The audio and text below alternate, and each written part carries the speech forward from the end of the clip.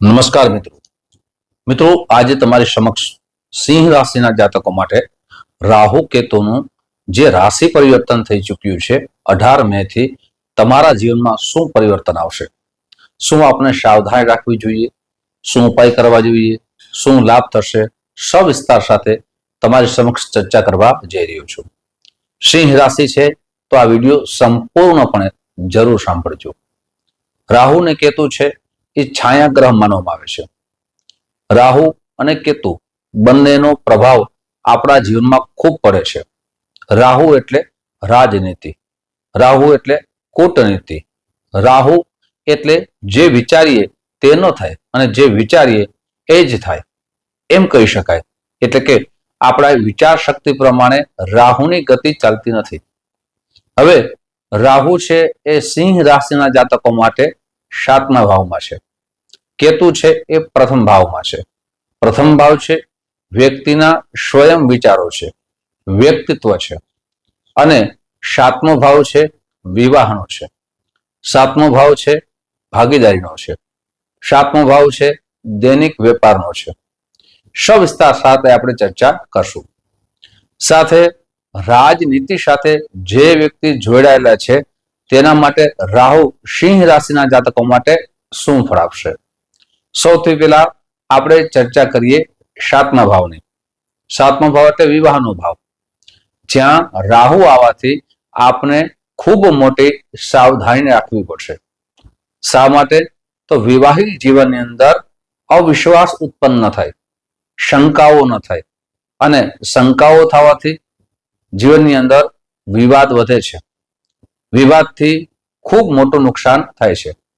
જે મધુરતા હોય, જે પ્રેમ હોય, એ પ્રેમમાં જ્યારે શંકા ઉત્પન્ન થાય ત્યારે પ્રેમ રહેતો નથી। એટલે રાહુ આ શંકા કરાવે છે, રાહુ દગાવ કરાવે છે। એટલે આ વાતની સાવધાની રાખવી ખૂબ જરૂરી છે। પાર્ટનરશિપમાં આ બિઝનેસ કરો છો ત્યાં પણ આપને નુકસાન થવાની સંભાવના વધી જશે। પાર્ટનરશિપમાં જે વિશ્વાસ હોવો જોઈએ એ વિશ્વાસ આપનો તૂટી ન જાય એની સાવધાની રાખવી જોઈએ। સાથે આપના પાર્ટનર આપની ઉપર કોઈ પણ પ્રકારની રાજનીતિ ન કરે, કૂટનીતિ ન કરે, અને એ રાજનીતિમાં આપના પૈસાનું નુકસાન ન થાય તે સાવધાની રાખવી જરૂરી છે। સાથે દૈનિક વેપારનો આ ભાવ માનવામાં આવે છે, તો રાહુ 7મા ભાવમાં આવવાથી આપનો દૈનિક વેપાર અવશ્ય વધશે। દૈનિક વેપારની અંદર આપના જીવનમાં પરિવર્તન આવશે। આપ જે મહેનત કરી રહ્યા છો એ મહેનતનું પરિણામ આવશે, પણ શોર્ટકટ રસ્તો લેવાથી એ પરિણામમાં, માન સન્માનમાં, યશ કીર્તિમાં આપનો ઘટાડો થશે। સાથે રાજકીય ક્ષેત્રે જે જોડાયેલા છે તેના માટે રાહુ ખૂબ લાભકારક બનશે। એમની ઉન્નતિ થશે, પદ ઉન્નતિ થશે, લોકપ્રિયતા વધશે, કેમ કે રાહુ રાજનીતિનો ગ્રહ માનવામાં આવે છે। સાથે રાહુની દ્રષ્ટિ છે એ 3જા ભાવમાં છે। 3જો ભાવ છે ભાઈ અને બહેનનો છે, ઓનલાઈન જે માર્કેટિંગ કરી તેનો છે। મિત્રો વિસ્તારપૂર્વક આગળ ચર્ચા કરીએ તે પહેલા એક નમ્ર પ્રાર્થના છે। મારા નવા મિત્રો આ વિડીયો જોઈ રહ્યા છો, મિત્રો આ વિડીયો તમને ગમે તો જરૂર ને જરૂર લાઈક કરજો, તમારા મિત્રોમાં શેર કરજો।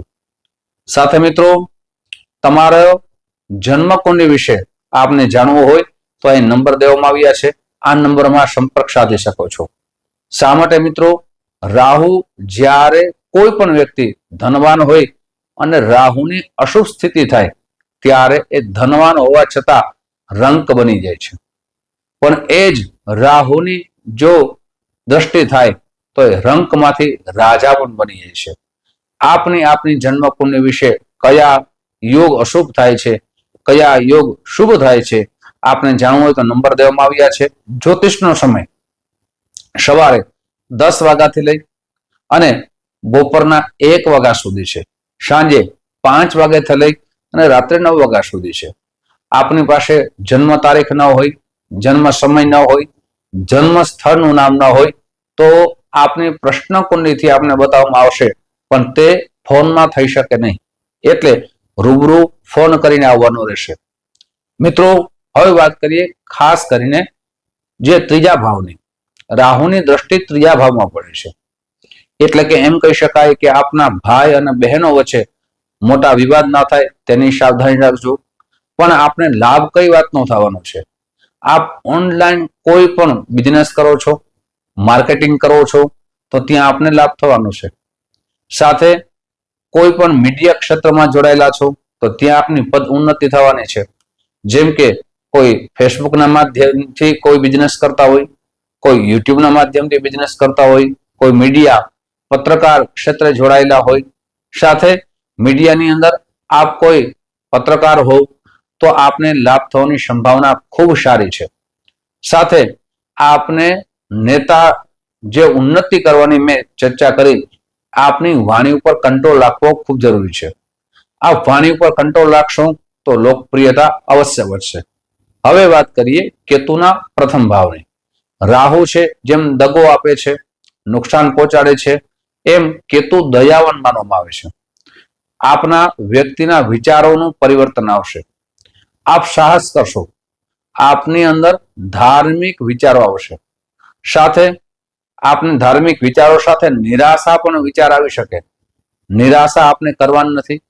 આપને આત્મવિશ્વાસથી કોઈ પણ કાર્ય કરવાનું છે. આપ આત્મવિશ્વાસથી કાર્ય કરશો, આપના જીવનની અંદર નુકસાનથી બચી શકશો. સાથે આપના જીવનની અંદર જે ધન આવશે એ ધનનો સદુપયોગ કરી શકશો. આપના જીવનમાં સારી યાત્રાએ જઈ શકશો. પ્રવાસથી આપને લાભ થવાનો છે. વિદેશથી આપને લાભ થવાનો છે. વિદેશમાં નોકરી કરો છો, વિદેશમાં આપ કોઈ બિઝનેસ ચલાવો છો, તો ત્યાં પણ આપના માટે સારો સમય આવી રહ્યો છે. પણ પ્રેમની અંદર આપના બંધનમાં બંધાશો નહીં, અથવા પ્રેમના દગા ફટકા મનાવો તે સાવધાની રાખવી જરૂરી છે.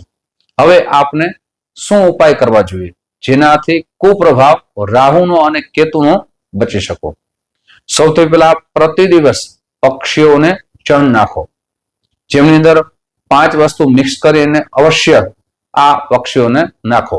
સાથે રાહુના જપ કરો. ઓમ ભ્રામ બ્રેમ બ્રોમ શહ રાહવે નમઃ. સૂર્ય ભગવાનને રોજ જલ ચડાવો. જ્યારે જલ ચડાવો ત્યારે એક કળશની અંદર અવશ્ય તમે પુષ્પ પધરાવો, ચોખા પધરાવો અને ખાસ કરીને ચંદન પધરાવો.